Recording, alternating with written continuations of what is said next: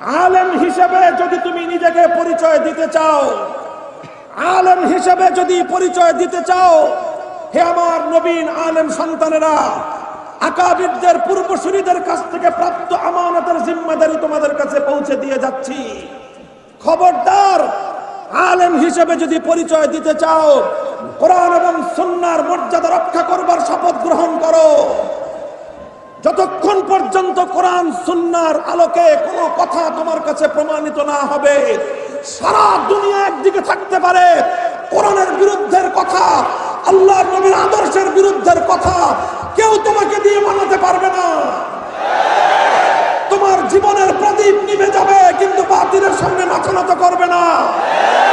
তোমার কল্লা কাটতে পারে, কল্লার উপর থেকে পাকড়ি নামবে না। সমস্যা যেখানে, সেখানে ট্রিটমেন্ট করতে হবে।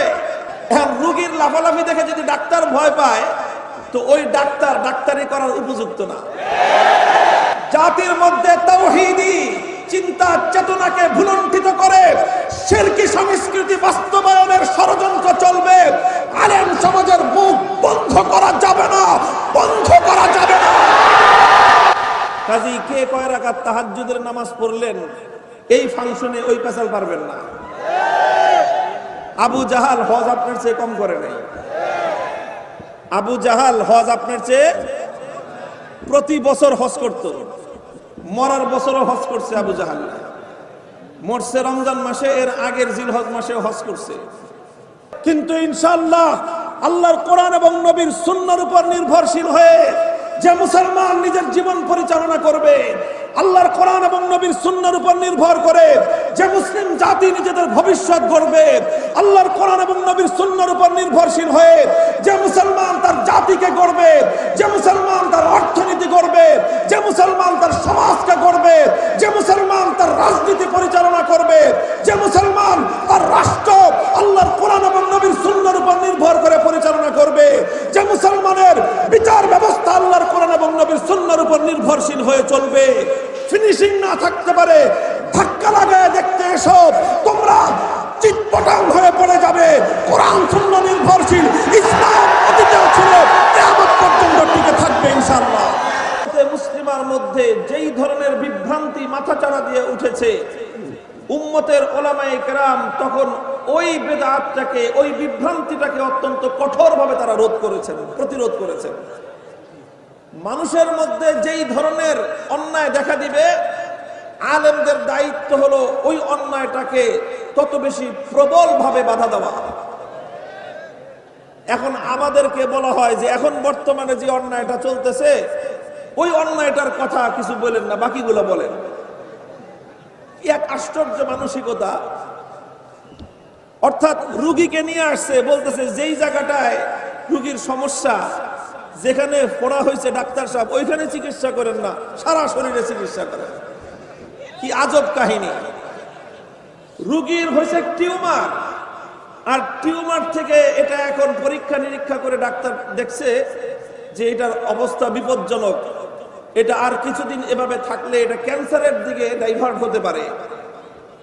এখন তো ডাক্তার বলতেছে ইমার্জেন্সি রুগীকে ভর্তি করান এবং ইমার্জেন্সি তাকে ওটিতে নিতে হবে, অপারেশন করতে হবে। এখন রুগীর লোকজন বলতেছে ডাক্তার সব ঠিক আছে, আমরা রুগী ভর্তি করব, চিকিৎসা করব, সবই করব, তবে একটা অনুরোধ, যে এই রুগীর এই যে টিউমার, এখানে ব্যথা আছে তো এখানে কিন্তু আপনি হাত দিবেন না, বাকি যা করার করেন।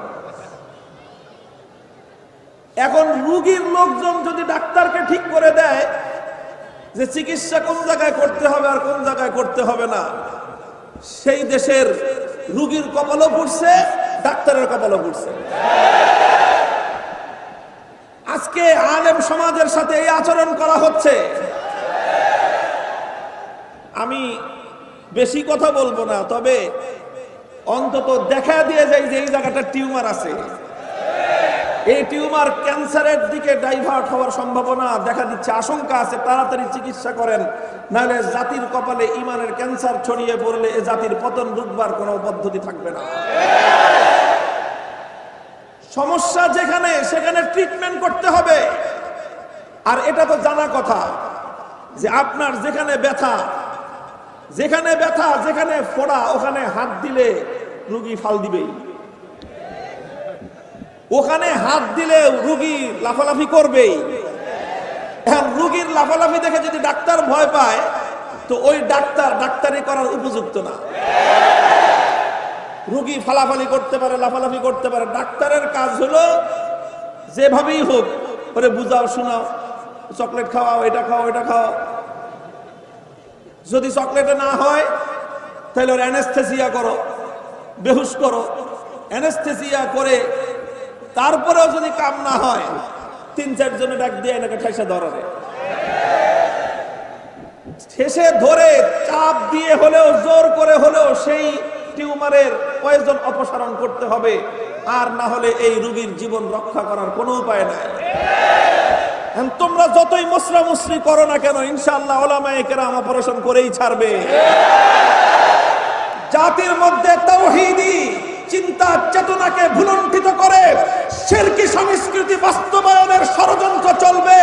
আলেম সমাজের মুখ বন্ধ করা যাবে না, বন্ধ করা যাবে না।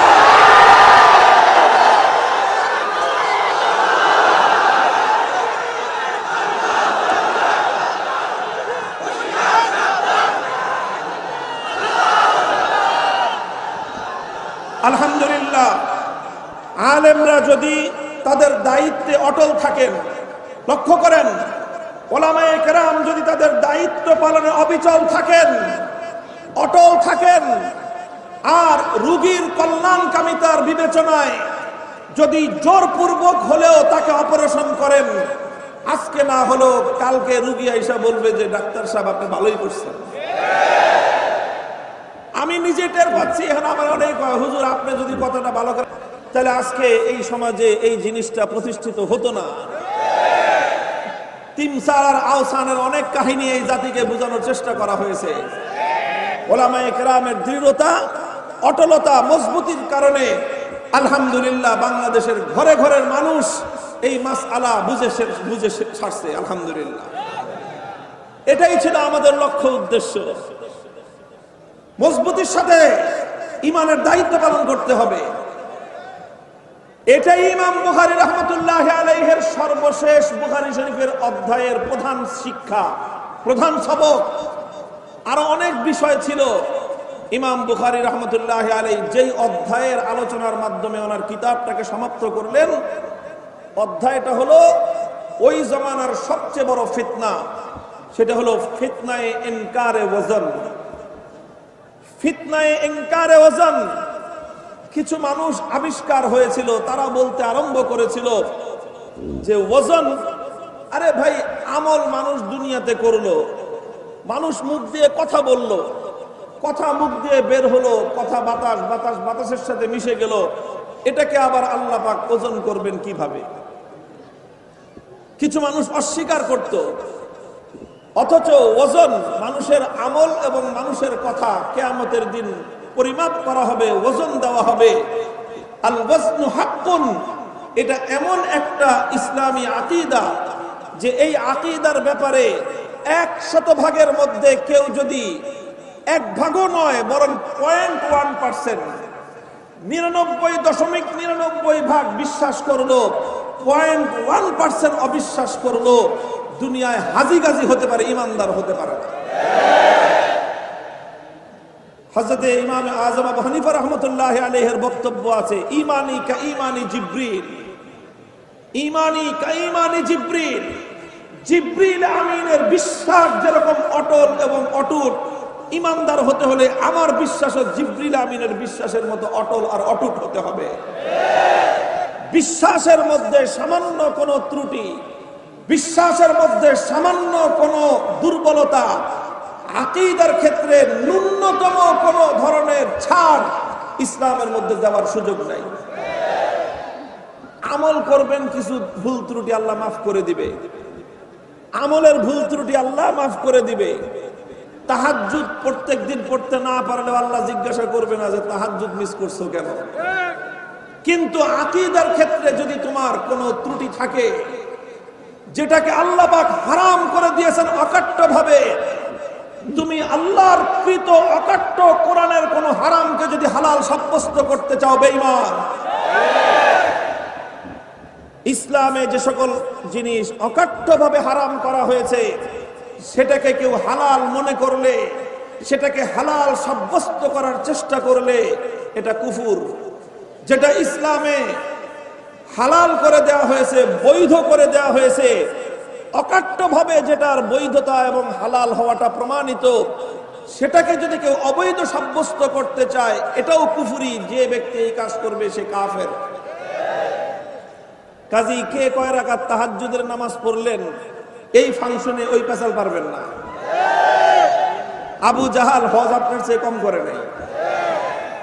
আবু জাহাল হজ আপনার চেয়ে প্রতি বছর হজ করত, মরার বছরও হজ করছে। আবু জাহাল মরছে রমজান মাসে, এর আগের জিলহজ মাসে হজ করছে। কিন্তু ইমানদার না বেঈমান? নামাজ আর সেজদা ইবলিস আপনার চেয়ে কম দেয় নাই। আপনার 14 পুরুষ ওই পরিমাণ সেজদা দিয়ে সারেন নাই এক ইবলিস যেই পরিমাণ সেজদা আল্লাহর দরবারে করেছে। ইমানদার না বেঈমান? মানুষ বেঈমান হয় আমলের কারণে নয়, মানুষ বেঈমান হয় বিশ্বাসের কারণে। মুহতারাম হাজিরিন, বাবু কওলিল্লাহি তাআলা ওয়া নাদাউল মাওয়াজিনাল কিসত লিয়াউমিল কিয়ামাতি ওয়া আন্না আমালা বানি আদম ওয়া কওলুহুম ইউজান। ইমাম বুখারী রাহমাতুল্লাহি আলাইহি সময়ের একটা বড় ধরনের ফিতনা আবির্ভূত হয়েছিল। মানুষের মধ্যে একটা কুফরি বিশ্বাস ছড়িয়ে পড়বার উপক্রম হয়েছিল। আর সেই কুফরি বিশ্বাসটা হলো ইনকারে ওয়াজন। কিছু মানুষ আবির্ভাব হয়েছিল, কিছু মানুষের আত্মপ্রকাশ ঘটেছিল। তারা অস্বীকার করতেছিল, তারা বলতেছিল মানুষের আমল ওজন দেওয়া সম্ভব নয়, মানুষের কথা পরিমাপ করা সম্ভব নয়, যেটা সম্ভব নয়, যেটা আমাদের বুঝে আসে না সেটা আমরা মানতে পারি না। এই কথা বলে ইসলামের একটা অকাট্য আকীদা আল ওয়াজনু হাক্কুন, এই আকীদা এবং এই বিশ্বাসকে অস্বীকার করার প্রবণতা দেখা দিয়েছিল। এই জন্যই ইমাম বুখারী রাহমাতুল্লাহি আলাইহি তার জগৎ বিখ্যাত ইসলামী ইতিহাসের শ্রেষ্ঠতম হাদিস গ্রন্থ সহিহুল বুখারীর সর্বশেষ অধ্যায়ের মাধ্যমে কিয়ামত পর্যন্ত আনেওয়ালা মুসলিম জাতির সামনে এ কথা অত্যন্ত দ্ব্যর্থহীন এবং মজবুত ভাবে প্রমাণ করে সারলেন যে জান্নাত এটা যেমন হক, জাহান্নাম এটা যেমন হক। আল্লাহ পাক জান্নাত সৃষ্টি করে রেখেছেন এটা যেমন বিশ্বাস করতে হবে, আল্লাহ পাক জাহান্নাম তৈরি করে রেখেছেন এটা যেমন বিশ্বাস করতে হবে। মৃত্যুর পরে মানুষকে আবার আল্লাহ পুনর্জীবিত করবেন এটা যেমন বিশ্বাস করতে হবে। আল্লাহ পাক তার কোরআন নাজিল করেছেন এটা যেমন বিশ্বাস করতে হবে। আল্লাহ পাক সমস্ত রাসূলদেরকে নবুয়ত আর রিসালাত দিয়ে প্রেরণ করেছেন এটা যেমন বিশ্বাস করতে হবে, ঠিক তদ্রূপ এটাও বিশ্বাস করতে হবে যে বান্দার আমল এবং বান্দার কথা আমার আল্লাহ ওজন দিবেন। অস্বীকার করার কোনো উপায় নাই। এই যে ওজন দিবেন আল্লাহ পাক রব্বুল ইজ্জত, এটাকে ইমাম বুখারী রাহমাতুল্লাহি আলাইহি প্রমাণ করেছেন। প্রমাণ করেছেন কিসের মাধ্যমে প্রমাণ করেছেন? যুক্তির মাধ্যমে। যুক্তির মাধ্যমে প্রমাণ করেছেন? না, যুক্তির মাধ্যমে প্রমাণ করেননি। তাহলে কিসের মাধ্যমে? বৈজ্ঞানিক বিশ্লেষণের মাধ্যমে প্রমাণ করেছেন? না, বৈজ্ঞানিক বিশ্লেষণের মাধ্যমেও প্রমাণ করেননি। বরং ইসলামের একটি অকাট্য বিশ্বাসকে ইমাম বুখারী রাহমাতুল্লাহি আলাইহি প্রমাণ করেছেন দুটো জিনিসের মাধ্যমে। এক নম্বর হলো কিতাবুল্লাহ, দুই নম্বর হলো সুন্নাত রাসূলিল্লাহ। দুটি জিনিসের মাধ্যমে প্রমাণ করেছেন। কোরআন এবং হাদিসের মাধ্যমে আল ওয়াজনু হাক্কুন, মানুষের আমল এবং কথা ওজন হবে, এই কথা ইমাম বুখারী প্রমাণ করেছেন। যুক্তির অবতারণা করেননি। কারণ ইসলামের কোন বিশ্বাস, ইসলামের কোন আমল এটা যুক্তির উপর নির্ভরশীল নয়। কিসের উপর নির্ভরশীল নয়? যুক্তির উপর নির্ভরশীল নয়। লক্ষ্য করে বুঝবেন, ইসলামের কোন কথাই যুক্তির উপর নির্ভরশীল নয়। তার অর্থ এই নয় যে ইসলামের বিশ্বাস এবং ইসলামের আমলগুলো অযৌক্তিক। না, অযৌক্তিক নয়, অযৌক্তিক নয়। আলহামদুলিল্লাহ, ইসলামের প্রত্যেকটা কথা, প্রত্যেকটা কাজ যুক্তিসম্মত। প্রত্যেকটা কথা, প্রত্যেকটা আমল, প্রত্যেকটা বিশ্বাস, প্রত্যেকটা আদর্শ যুক্তিসম্মত। ইসলামের মধ্যে অযৌক্তিক কোনো কথা নাই, সব যুক্তিসম্মত। তবে যুক্তির উপর নির্ভরশীল নয়। যুক্তি নির্ভর আর যুক্তিসম্মতর পার্থক্যটা কি? যুক্তিসম্মত আর যুক্তি নির্ভরতার পার্থক্য হলো এই যে ইসলামের যেই বিধান, ইসলামের যেই দর্শন, সেটার মধ্যে যুক্তি ও যুক্তিসম্মত, সেটার মধ্যে যৌক্তিকতা আছে, সেটার মধ্যে যৌক্তিকতা আছে, সেটা অযৌক্তিক নয়। তবে সেটা নির্দিষ্ট কোনো যুক্তির উপর নির্ভরশীল নয়। যুক্তির উপর নির্ভরশীল হলে সমস্যাটা কি? যুক্তির উপর নির্ভরশীল হলে সমস্যা হলো যে যুক্তি এমন একটা জিনিস, শাইখুল হাদিস রহমতুল্লাহ আলাইহি তিনি বলতেন যুক্তি হলো, কখনো তিনি বলতেন যুক্তি হলো দোমুখা সাপের মতো। যুক্তি কিসের মতো? এদিকেও মুখ আছে, এদিকেও মুখ আছে, কাজে যুক্তি দুই দিকেই চলে। আপনি একদিক দিয়ে যুক্তি দিবেন, আমি আরেক দিক দিয়ে যুক্তি দিব। কাজেই ইসলামকে যদি যুক্তির উপর নির্ভরশীল করে দেই, তাহলে অনেক সময় দেখা যাবে যে যুক্তির এক মুখ থেকে আরেক মুখ পল্টি দিতে পারে। তখন দেখা যাবে যারা যুক্তির উপর নির্ভর করে ইসলাম মানবার চেষ্টা করে, যুক্তি বদলে গেলে তাদের ইসলাম বদলে যাবে। আর যারা সত্যিকার ইমানদার, তারা কোনোদিন যুক্তির উপর নির্ভর করে ইসলাম মানে না। তারা ইসলাম মানে কোরআন আর সুন্নাহর উপর নির্ভর করে। কোরআন হাদিসও কোনোদিন পরিবর্তন হবে না, ইসলামও তাদের পরিবর্তন হবে না। যাদের ইসলাম যুক্তির উপর নির্ভরশীল, যুক্তি বদলে গেলে তাদের আকীদা, তাদের বিশ্বাস এবং তাদের ফিলোসফি, তাদের জীবনের দর্শন বদলে যায়। শাইখুল হাদিস রহমতুল্লাহ আলাইহি এই জায়গায় বড় চমৎকার কিছু কথা দৃষ্টান্তের মাধ্যমে তিনি তুলে ধরতেন। তিনি শাইখুল হাদিস আল্লামা আজিজুল হক নওয়ারাল্লাহু মারকাদাহু, আল্লামা রুমি রহমতুল্লাহ আলাইহি, জালালউদ্দিন রুমি রহমতুল্লাহ আলাইহি দার্শনিক কবির একটা উপমা দৃষ্টান্ত হিসেবে এখানে উপস্থাপন করতেন। তিনি বলতেন, পায়ে ইস্তেদলালিয়া চৌবি বুয়াদ, পায়ে ইস্তেদলালিয়া চৌবি বুয়াদ, পায়ে চৌবি সখত বেতম কি বুয়াদ। তিনি বলতেন যে দেখো, যুক্তি আসলে শুনতে ভালো লাগে, এটা খুব চটকদার হয়, যুক্তির মধ্যে চমক থাকে। কিন্তু কোরআন হাদিসের মধ্যে যুক্তির মতো, তর্কের মতো এতটা চমক নাও থাকতে পারে। কিন্তু মনে রেখো, আল্লাহর কোরআন এবং নবীর হাদিসের সামনে যুক্তির চাকচিক্য আর যুক্তির এই চমক, এটার দৃষ্টান্ত হলো যেরকম আসল পায়ের সামনে নকল কাঠের পায়ের যেই অবস্থা, কোরআন হাদিসের সামনে যুক্তির হলো সেই অবস্থা। মনে করেন একজন মানুষের আসল পাও নাই, পা কেটে ফেলছে। পা কেটে ফেললে তো এখন আলহামদুলিল্লাহ আর্টিফিশিয়াল পা আবিষ্কার হয়েছে, মানুষ এটা ব্যবহার করে। আর্টিফিশিয়াল নকল পাও, নকল পা বিভিন্ন কোয়ালিটির হয়।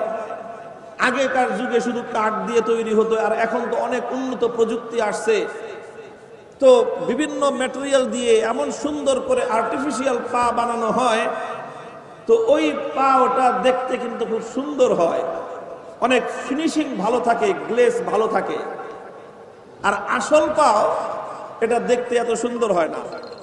আর পাওটা যদি হয় কৃষকের, পাও যদি কার হয়, কৃষকের পাও তো দেখতে খুব খারাপ থাকে। আমি ওই সিরাজগঞ্জ ছিলাম আমার কর্মজীবনের শুরুতে 5 বছর। তো ওই এলাকার একটা পরিভাষা ছিল, ওই এলাকার মানুষ দুই প্রকার, কিছু মানুষ আছে কৃষক আর কিছু মানুষ আছে তাঁতি, যারা ওই তাঁত বুনায়। ওই জন্য ওই উত্তরবঙ্গের সিরাজগঞ্জের এলাকায় লুঙ্গি টুঙ্গি শাড়ি সব ওই এলাকা থেকে আসে। তো এক শ্রেণী কি তাঁতি আর এক শ্রেণী কৃষক। তো আঞ্চলিক ভাবে এক পক্ষ আর এক পক্ষকে তাঁতি আর কৃষক বলে না। তাঁতিরা, ওই কৃষকরা তাঁতিদেরকে বলে জোলা।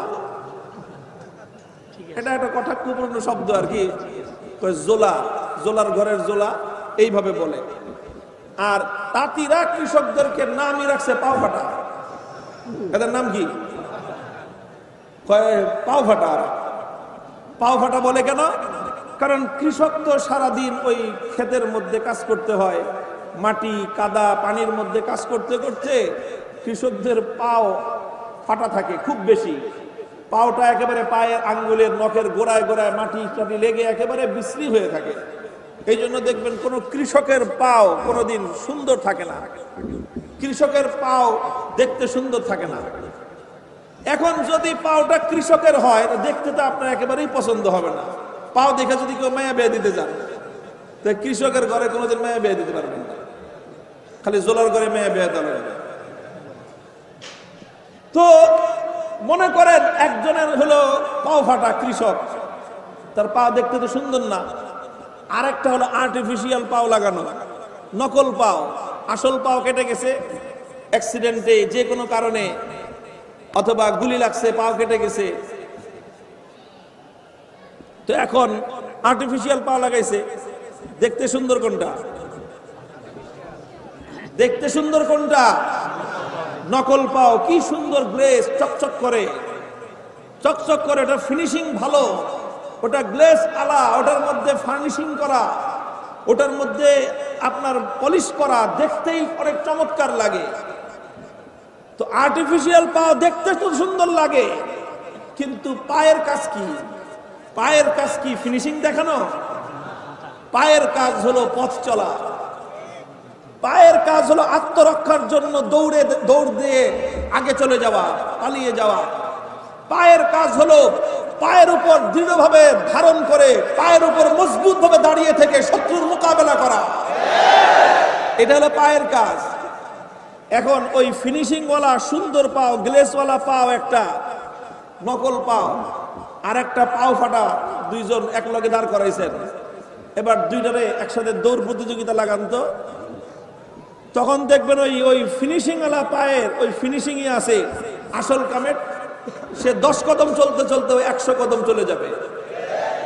দুইজনকে লাগান তো কুস্তিতে, যে ধাক্কা ধাক্কি কে পারে। পাও ফাটাওয়ালা আসল পাও ধাক্কা দেওয়া লাগবে না, নকল পাও যে ও নিজে ধাক্কা দিয়ে নিজে চিৎ পটাং হয়ে পড়বে। মুসলমান, আমাদের ঈমান, আমাদের আকীদা, আমাদের বিশ্বাস আল্লাহর কোরআনের উপর নির্ভর। আমাদের চিন্তা, আমাদের চেতনা, আমাদের দর্শন, আমাদের রাজনীতি, আমাদের অর্থনীতি, আমাদের কথা, আমাদের বক্তব্য, আমাদের সব কিছু কোরআন নির্ভর, আল্লাহর নবীর হাদিস নির্ভর।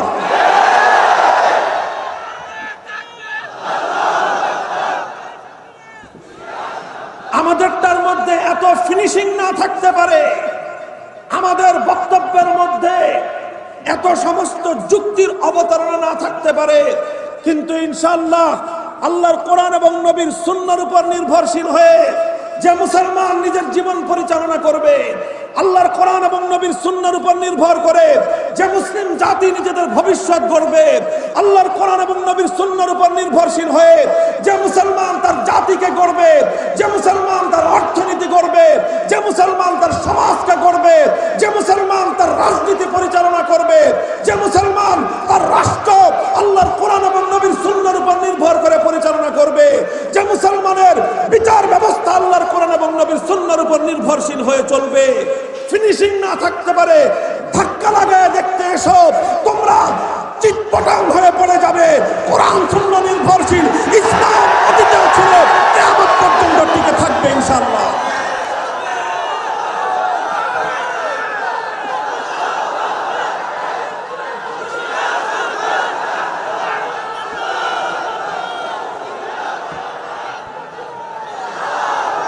মুহতারাম হাজিরিন, কাজেই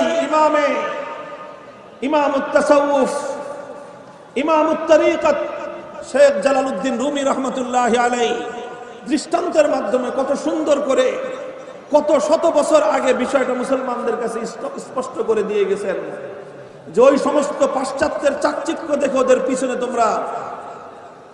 পিছনে তোমরা পড়ে যেও না। পাশ্চাত্যের চিন্তার দর্শনের মধ্যে চাকচিক্য থাকতে পারে, পাশ্চাত্যের জীবন দর্শনের মধ্যে যুক্তির অনেক ধরনের ঘষামাজা থাকতে পারে, ও মুসলমান, খবরদার! আল্লাহ এবং আল্লাহর রাসূলের আদর্শ, এটা হলো আসল পা। এই আসল পা কেটে ফেলে খবরদার আহাম্মকের মতো কাঠের পা লাগাইতে যাস না। কাঠের পায়ের ফিনিশিং দেখে নিজের আসল পায়ের মজা ভুলে, আসল পায়ের কদর ভুলে গিয়ে নিজের আসল পা কেটে ফেলে নকল পা লাগাতে যাস না। এটা হবে আত্মঘাতী চিন্তা। এ কথাই চিৎকার করে বলতেছি তোমাদেরকে, যদি মুসলমান হয়ে থাকো, আল্লাহ রাব্বুল আলামিন আসমান এবং জমিনের মধ্যবর্তী সর্বশ্রেষ্ঠ সম্পদ তোমার ঘরে দিয়ে রেখেছেন। তোমার ঘরে কোরআন আছে, তোমার ঘরে নবীর সুন্নাহ আছে। আব্রাহাম লিঙ্কনের দরকার তোমার নাই। তোমার কাছে কোরআন আছে, তোমার কাছে সুন্নাহ আছে। তোমার কাছে পাশ্চাত্যের আমেরিকার ক্যাপিটালিজমের দরকার নাই। তোমার কাছে কোরআন আছে, তোমার কাছে সুন্নাহ আছে। পাশ্চাত্যের ইহুদি খ্রিস্টানদের কাছ থেকে সুদ ভিত্তিক অর্থনীতি আবিষ্কার করার, তোমার সে আমদানি করার কোনো দরকার নাই। কোরআন আছে, সুন্নাহ আছে। সুতরাং ইউরোপ আর আমেরিকার কাছ থেকে তোমার জীবন ব্যবস্থা ধার করবার দরকার নাই। তুমি যদি সেটা করতে যাও, নিজের ঘরে নিজের ঘরের স্বর্ণ রূপাকে অবহেলা করে আরেকজনের বাড়ি থেকে খয়রাত করার নামান্তর হবে। যদি কারো কপাল পুড়ে থাকে, তুমি খয়রাত করতে পারো। যারা কোরআন সুন্নাহকে বিশ্বাস করে আঁকড়ে ধরে, তারা পাশ্চাত্যের কাছ থেকে জীবন দর্শন খয়রাত করতে যাবে না। মুহতারাম হাজিরিন, কথা বেশি লম্বাও করা যাবে না, অনেক কথা সংক্ষেপে সংক্ষেপে বলে যাই। কাজেই মুসলমান নির্ভর করবে কিসের উপর? কোরআন হাদিসের উপর। কিসের উপর? যে কোনো বিষয় কোরআন হাদিসের উপর নির্ভরশীল হবে মুসলমান। ইমাম আহমদ ইবনে হাম্বলকে যখন সময়ের শাসক অত্যাচার করেছিল, কারাগারে বন্দী করে প্রতিদিন 10 জন করে শক্তিশালী জল্লাদ নিয়োগ দেয়া হয়েছিল ইমাম আহমদ ইবনে হাম্বলের জন্য। কাজ কি? যে শরীরের সমস্ত শক্তি নিয়ে আহমদ ইবনে হাম্বলকে তোমরা বেত্রাঘাত করবা। এক একজন জল্লাদ বেত্রাঘাত করতে করতে এক সময় ক্লান্ত হয়ে যেত। একজন ক্লান্ত হলে আরেকজন শুরু করত, দ্বিতীয় জন ক্লান্ত হলে তৃতীয় জন শুরু করত। বলতো, তোমার নিজের বক্তব্য প্রত্যাহার করো, তুমি বলো আল্লাহর কোরআন কাদিম নয়, চিরন্তন নয়। আল্লাহর কোরআন এটা হলো একটা অস্থায়ী জিনিস। ইমাম আহমদ ইবনে হাম্বল একটা কথাই বলতেন, ইতুনি বিকিতাবিল্লাহি ওয়া সুন্নতি রাসূলি আত্তাবিকুম। হে অত্যাচারীরা, জুলুম করে, অত্যাচার করে, বেত্রাঘাত করে, রক্ত ঝরিয়ে আহমদ ইবনে হাম্বলের মুখের কথা পরিবর্তন করতে পারবে না। আল্লাহর কোরআনের দলিল আনো, নবীর হাদিসের দলিল আনো, আত্তাবিকুম। আঘাত করা লাগবে না, বলাও লাগবে না, অনুরোধ করা লাগবে না। আহমদ ইবনে হাম্বল তোমাদের কথা অকুণ্ঠ চিত্তে মেনে নিবে। আর কোরআনের দলিল দিবা না, নবীর হাদিসের দলিল নাই, গায়ের জোরে আমাদেরকে বলবে। আল্লাহর কসম খেয়ে বলি, কোরআনের কথা, নবীর হাদিসের কথার উপর থাকতে গিয়ে জীবন দেওয়াকে আমরা জীবনের সফলতা মনে করেছি। যে জীবন আল্লাহর কোরআনের কথা রক্ষা করতে গিয়ে যায়, সে জীবনের চেয়ে মূল্যবান জীবন আর নাই। যে জীবন আল্লাহর নবীর হাদিসের মর্যাদা রক্ষা করতে গিয়ে যে জীবন উৎসর্গিত হয়, সেই জীবন হলো প্রকৃত সার্থকতার জীবন।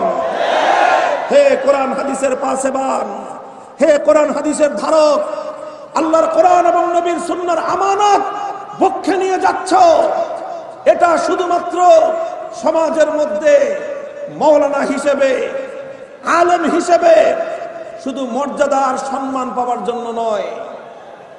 শুধু সম্মান পাবা, হুজুরকে সবাই দেখে সালাম দিবে, শুধু সালাম পাওয়ার জন্য কোরআন হাদিসের ইলম নয়। ইনশাআল্লাহ সালাম অবশ্যই তুমি পাবে, মানুষ তোমাকে মর্যাদা দিবে। তবে মনে রেখো ১,৫০০ বছরের ইতিহাস, শুধু ১,৫০০ বছর নয়, পৃথিবীর সূচনাকাল থেকে ইতিহাস একথাই বলে, তোমাকে যেমনি ভাবে জগতের মানুষ কোরআন হাদিসের ইলমের কারণে কিছু মানুষ তোমাকে সম্মান করবে, সালাম দিবে, আবার কিছু মানুষ তোমার পথে কাঁটা বিছাবে।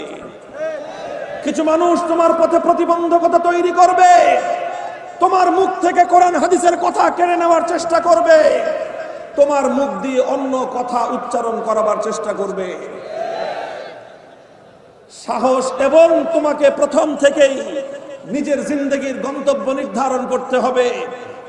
আলেম হিসেবে যদি তুমি নিজেকে পরিচয় দিতে চাও, আলেম হিসেবে যদি পরিচয় দিতে চাও, হে আমার নবীন আলেম সন্তানেরা, আকাবিরদের পূর্বসূরীদের কাছ থেকে প্রাপ্ত আমানতের জিম্মাদারি তোমাদের কাছে পৌঁছে দিয়ে যাচ্ছি। খবরদার, আলেম হিসেবে যদি পরিচয় দিতে চাও, কোরআন এবং সুন্নাহর মর্যাদা রক্ষা করবার শপথ গ্রহণ করো। যতক্ষণ পর্যন্ত কোরআন সুন্নাহর আলোকে কোনো কথা তোমার কাছে প্রমাণিত না হবে, সারা দুনিয়া একদিকে থাকতে পারে, কোরআনের বিরুদ্ধের কথা, আল্লাহর নবীর আদর্শের বিরুদ্ধের কথা কেউ তোমাকে দিয়ে মানাতে পারবে না। তোমার জীবনের প্রদীপ নিভে যাবে, কিন্তু বাতিলের সামনে মাথা নত করবে না। তোমার কল্লা কাটতে পারে, কল্লার উপর থেকে পাকড়ি নামবে না।